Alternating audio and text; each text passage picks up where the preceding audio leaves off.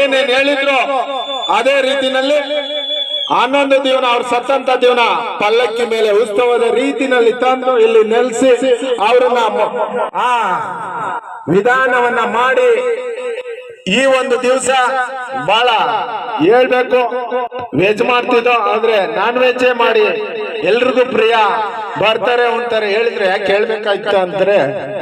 ಅವರು ಒಬ್ಬೊಬ್ರು ಆಡ್ತಾರೆ, ಎಲ್ರು ವೆಜ್ ಮಾಡ್ತಿದ್ರೆ ಏನಪ್ಪ ನಾನ್ ವೆಜ್ ಮಾಡೋರೆ, ಅವ್ರ ಆಸೆ ಮಾಡಿದೀವಿ. ದುಃಖ ಇದೆ ಎದೆ ಒಳಗೆ, ಆದ್ರೂ ಸಂತೋಷ. ನಾನು ಹೇಳ್ತಾ ಇದ್ದೀನಿ, 80 ವರ್ಷದ ಆ ಒಂದು ಜೀವನದಲ್ಲಿ ಏನೇನ್ ಮಾಡ್ಬೇಕು ಅವರು ಕನ್ಸ್ಕೊಂಡಿದ್ರು ಅದನ್ನೆಲ್ಲ ಮಾಡಿದ್ದಾರೆ ಅನ್ಕೊಂಡಿದ್ದೀನಿ.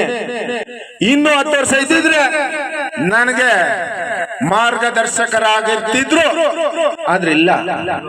ಉಸಿರು ನಿಲ್ಲಿಸಿ ಆ ಯಮ ಕರೆದುಕೊಂಡಿದ್ದಾನೆ. ಆದ್ರೆ ನಾವೆಲ್ಲರೂ ಅದನ್ನ ಒಪ್ಪಿ ಕಳ್ಸ್ಕೊಟ್ಟಿದ್ದೀವಿ. ನಮ್ಮ ಪೂಜ್ಯ ತಂದೆಯವರು ನಾವು ಏನೇ ತಪ್ಪು ಮಾಡಿದ್ರು ಕೂಡ ಕ್ಷಮಿಸ್ಬೇಕು, ಸರಿ ಮಾಡಿದ್ರು ಕೂಡ ನಮ್ಗೆ ಶ್ರೇಯಸ್ಸನ್ನ ಬಯಸ್ತಿ ಏಳ್ಗೆನ ಕೊಡ್ಲಿ ಅಂತ ಕೇಳ್ಕೊಳ್ತಾ, ಇವತ್ತು ಈ ಒಂದು ಏನು ಮೈಸೂರಿನ ಈ ಗಾನವನ್ನ ಗೀತ ನಮನವನ್ನ ಮಾಡ್ಬೇಕಾದ್ರೆ ಕಾರಣ, ಒಂದು ದಿನ ಇಂಕಲ್ ಅವ್ರ ಬೀಗರು ಬಸವೇಗೌಡ್ರ ಮನೆ ಹೋದಂತ ಸಂದರ್ಭದಲ್ಲಿ ಯಾವುದೋ ಒಂದು ಸಂದರ್ಭದಲ್ಲಿ ಕೇಳಿದಂತ ಕಿವಿಗೆ ಹಿರಿಯ ಮೊಮ್ಮಗ ಹರೀಶ್ನವರನ್ನ ಕೇಳ್ಕೊಂಡಿದ್ರು, ನನಗೆ ಮಗನೇ ಅದೊಂದು ನನ್ ಸತ್ತಂತ ಸಂದರ್ಭದಲ್ಲಿ ಮಾಡಿಸ್ಬೇಕು ಅದು ಮೈಸೂರವ್ರ ಕೈಲಿಂದ ಅಂತ ಅಪೇಕ್ಷೆ ಮೇರೆಗೆ ಇವತ್ತು ಮಹದೇಶ್ವರ ಸ್ವಾಮಿ ತಂಡದವರು ಇಲ್ಲಿ ಅನ್ಕೊಂಬೋದು ಊರೊಳಗೆ ಇದೇ ಕಾರ್ಯಕ್ರಮ ಆಗಿದ್ರೆ ರೋಡ್ ಜಾಮ್ ಆಗ್ತಿತ್ತು. ಇವರ ಒಂದು ವ್ಯಕ್ತಿತ್ವ, ಆದ್ರೆ ಅನಿವಾರ್ಯ ತಾವೇನು ಬೇಜಾರು ಮಾಡ್ಕೊಳ್ದಲ್ಲ ಇಷ್ಟು ಜನ ಯಾಕೆ ಖುಷಿಯಾಗಿ ಕೇಳ್ತಾ ಇದೀವಿ ಅಂದ್ರೆ ಅವರ ಅಪೇಕ್ಷೆ.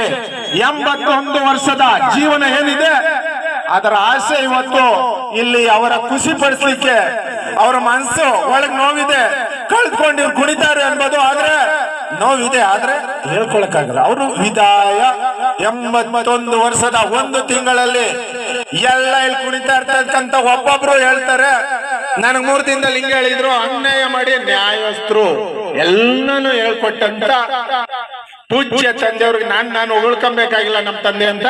ಆದ್ರೆ ಗೊತ್ತವ್ರಿಗೆ ಅದೆಲ್ಲ ಈಗ ಮುಟ್ಕೊಂಡು ಹೇಳ್ತಾವ್ರೆ ಸರಿ. ವಿದಾಯ ಹೇಳಿ ಹೋಗಿರ್ತಕ್ಕಂತ ಕಾಳೆಗೌಡ್ರು ಇದು ಗೀತ ನಮನ ಏನೋ ತೋಟದಲ್ಲಿ ಆಡಿಸ್ತಾವ್ರೆ, ತಂಗು ಮರ ಕೇಳ್ತಾವ್ರೆ, ಇವ್ರು 50 ಜನ ಕೇಳಿ ಕುಣಿತಾವ್ರೆ ಅನ್ಕೊಂಬಾರ್ದು. ನಮ್ಮ